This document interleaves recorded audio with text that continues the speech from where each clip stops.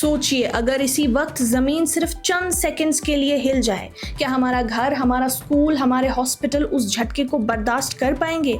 या फिर कश्मीर भी वेनेजुएला की तरह सिर्फ चंद लम्हों में एक इंसानी ट्रेजेडी बन सकता है? वेनेजुएला में कुछ दिन पहले तबाही का एक ऐसा मंजर देखने को मिला जिसने पूरी दुनिया को हिला दिया। पहले 7.2 मैग्नीट्यूड का जोरदार फोर शॉक आया और उसके सिर्फ 38 सेकंड बाद 7.5 मैग्नीट्यूड का दूसरा और उससे भी ज्यादा ताकतवर अर्थक्वेक। इमारतें गिर गईं, सड़कें टूट गई, कम्युनिकेशन सिस्टम्स फेल हो गए, रेस्क्यू टीम्स को पहुंचने में मुश्किल हुई और देखते ही देखते एक कुदरती हादसा इंसानी तबाही में बदल गया। और हैरत की बात यह है कि इसी वाकये के कुछ दिन बाद कश्मीर में भी जमीन लरजी, लोग घरों और दफ्तर से बाहर निकल आए। खुशकिस्मती से कोई बड़ा नुकसान नहीं हुआ, लेकिन एक सवाल जरूर उठ गया, क्या कश्मीर वाकई महफूज है? जियोलॉजिस्ट डॉक्टर अफरोज अहमद शाह के मुताबिक वेनेजुएला और कश्मीर के दरमियान फासला हजारों किलोमीटर का जरूर है, लेकिन दोनों वाकयात एक ही पैगाम देते हैं। उनका कहना है कि जियोलॉजी हजार तय करती है, लेकिन इंसानी फैसले तय करते हैं कि कितनी जानें जाएंगी। यानी अर्थक्वेक को हम रोक नहीं सकते, लेकिन उससे होने वाली तबाही को जरूर कम कर सकते हैं। दरअसल कश्मीर साइज्मिक जोन 6 में शामिल है।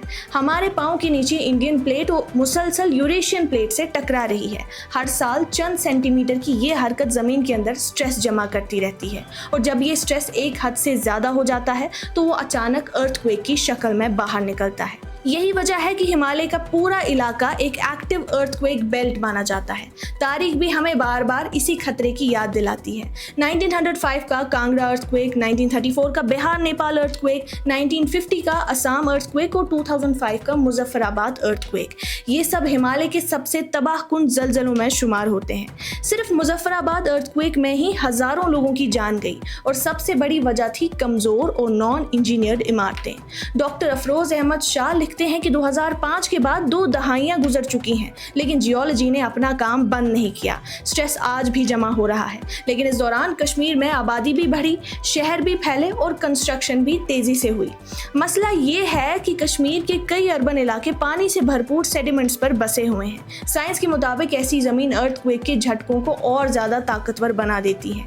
इसके बावजूद कई इमारतें अब भी प्रॉपर अर्थक्वेक रेजिस्टेंट स्टैंडर्ड्स पर खड़ी नहीं उतरती। स्कूल्स, हॉस्पिटल्स, ब्रिजेस और दूसरे जरूरी इंफ्रास्ट्रक्चर अब भी कॉम्प्रिहेंसिव स्ट्रक्चरल असेसमेंट और रेट्रोफिटिंग के मुंतजिर हैं। डॉक्टर शाह के अल्फाज में, साइंस यहाँ एक तस्वीर दिखाती है, हाई हजार्ड, ग्रोइंग एक्सपोजर और स्ट्रक्चरल वल्नरेबिलिटी, यानी खतरा भी ज्यादा है, लोग भी ज्यादा हैं और कमजोरी भी मौजूद है।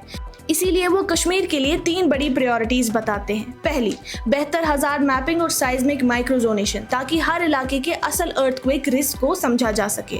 दूसरी, अर्थक्वेक रेजिस्टेंट कंस्ट्रक्शन की सख्ती से नफज, क्योंकि सिर्फ कानून बनाना काफी नहीं, उस पर अमल करना भी जरूरी है। और तीसरी, फाइनेंशियल प्रिपेयर्डनेस, क्योंकि एक डिजास्टर के बाद सिर्फ रेस्क्यू नहीं बल्कि लोगों की माशी बहाली भी उतनी ही अहम होती है। सबसे अहम बात यह है कि साइंस ये नहीं बता सकती कि कश्मीर में अगला बड़ा अर्थक्वेक किस दिन आएगा, लेकिन साइंस इतना जरूर कहती है कि हिमालयन रीजन में बड़े अर्थक्वेक्स आना जियोलॉजिकल तौर पर लाजमी है।